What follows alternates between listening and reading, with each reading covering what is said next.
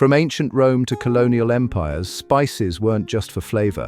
They sparked wars, built fortunes, and shaped world history.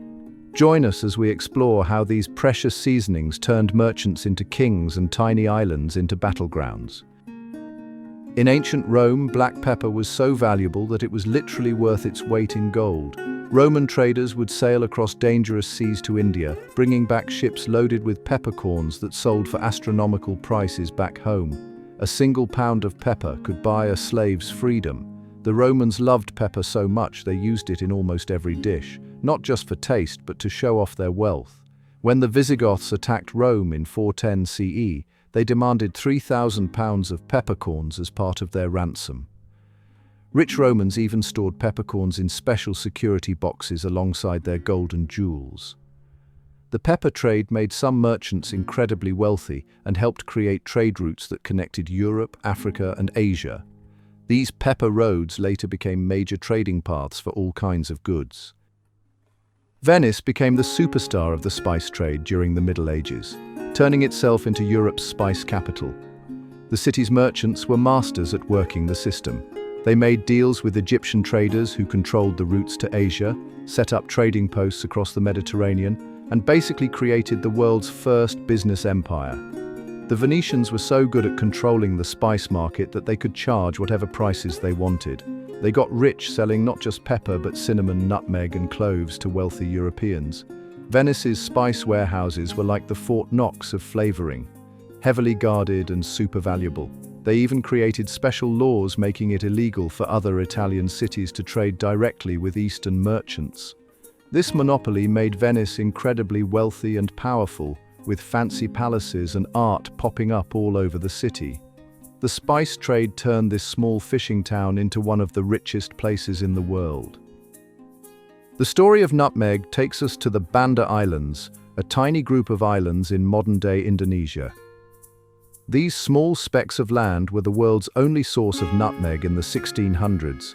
The Dutch and English fought fiercely over these islands, leading to some pretty dark history.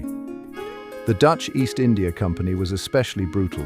They wiped out most of the local Bandanese people to control the nutmeg trade. They turned the islands into nutmeg plantations and used harsh rules to keep their monopoly. Back in Europe, nutmeg was worth 300 times its weight in gold. People thought it could cure the plague and used it as a status symbol. The Dutch were so protective of their nutmeg islands that they even traded Manhattan to the British in exchange for one of the Banda Islands. That's how valuable these spices were. Let's talk about one of history's greatest marketing tricks, the mystery of cinnamon's origin. Ancient Egyptian traders were clever business people who made up wild stories about where cinnamon came from to keep their monopoly going. They spread tales about giant birds building nests with cinnamon sticks on unreachable cliffs, or about dangerous snakes guarding cinnamon valleys. The truth? They were getting it from traders who brought it from Asia, but they didn't want anyone to know the real route. These fake stories worked amazingly well. They kept European merchants from trying to find cinnamon's source for centuries. Even famous writers like Herodotus believed and shared these tales. The Egyptians could charge huge prices for cinnamon since everyone thought it was nearly impossible to get. This clever trick helped them control the cinnamon trade for hundreds of years. The spice trade wasn't just about merchants and traders. It attracted plenty of pirates too. These raiders knew exactly how valuable spices were and targeted the heavily loaded ships crossing the Indian Ocean. Famous pirates like Henry Morgan made fortunes attacking Spanish treasure ships carrying not just gold, but valuable pepper and cinnamon. Some pirates even worked as hired guns for European nations, attacking rival trading ships with official permission. These privateers helped countries like England break up trade monopolies. The most successful pirates could capture entire spice warehouses in single raids, instantly becoming as rich as kings. They knew all the major trade routes and waited at key points where ships had to pass. The threat of piracy was so serious that trading companies had to send their spice ships in large armed convoys for protection. The story of Cloves shows just how far European powers would go to control the spice trade. These small dried flower buds only grew naturally on 5 tiny islands in Indonesia, known as the Moluccas or Spice Islands. Portugal found them first, but the Dutch soon took over, using brutal force to create a monopoly.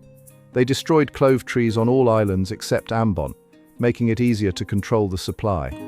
Local farmers were forced to sell only to Dutch traders at fixed prices, and anyone caught growing or selling cloves illegally faced harsh punishment. The Dutch got so rich from this setup that the Moluccas were called the Islands of Gold. This tight control of cloves helped fund the Dutch Golden Age, paying for their famous art and architecture back home. Their methods were cruel but effective. They kept clove prices high in Europe for almost 200 years. Saffron has always been the king of spices when it comes to price. Even today, it costs more than gold. Each thread of saffron comes from a single crocus flower, and it takes about 150 flowers to make just 1 gram. This rarity made saffron incredibly valuable, and wherever there's value, there's trickery. Medieval traders would mix saffron with safflower petals or dyed horsehair to stretch their supplies. Getting caught selling fake saffron could lead to serious trouble. Some cities would burn or bury alive anyone caught adulterating this precious spice. In 14th century Germany, merchants caught in the saffron scam were burned along with their fake goods. The spice was so valuable that wealthy merchants would hire armed guards just to protect their saffron shipments. The story of cardamom takes us on a thrilling journey across the harsh Arabian deserts. Arab traders led massive camel caravans loaded with this precious green spice, traveling through scorching days and freezing nights. These brave merchants faced sandstorms, bandits, and the constant threat of getting lost in the endless dunes. A single successful cardamom caravan could make a merchant wealthy for life if they survived the journey. The spice was worth every risk though, selling for huge prices in ancient Rome and Greece. Traders kept their routes secret, often traveling at night using stars for navigation. They created special boxes lined with wax to protect the cardamom pods from the desert heat. These caravans helped establish famous trading cities like Petra, where merchants could rest and trade safely. The race for spices completely changed how Europeans saw the world. Portuguese sailors like Vasco da Gama braved dangerous waters around Africa to reach India, while Spain sent Columbus west, accidentally finding the Americas while looking for spices. These journeys led to better maps, new navigation tools, and improved ship designs. The Portuguese found a route around Africa's Cape of Good Hope, while the Spanish crossed the Pacific to reach the Spice Islands. Soon, every major European country wanted in on the action. They built better ships, trained expert navigators, and drew detailed maps of newly discovered lands. This competition pushed Europeans to explore places they'd never been before. They mapped coastlines, marked dangerous reefs, and noted safe harbors, all in the quest for spices. The impact of those ancient spice wars is still visible in today's global trade. Major spice companies like McCormick started as small trading posts along old spice routes. Singapore, once a key spice trading port, is now a global financial hub. The Dutch East India Company's business model inspired modern corporations. Even today, spice trading follows many traditional paths. Indonesia and India remain major producers, while European ports like Hamburg continue as important spice centers. The old spice trading families didn't disappear either. Many became powerful banking dynasties. Some modern trade tensions, especially in the Indian Ocean region, trace back to colonial-era spice conflicts. And those ancient trade routes? They've been replaced by shipping containers and cargo planes, but they're still moving many of the same spices along similar paths.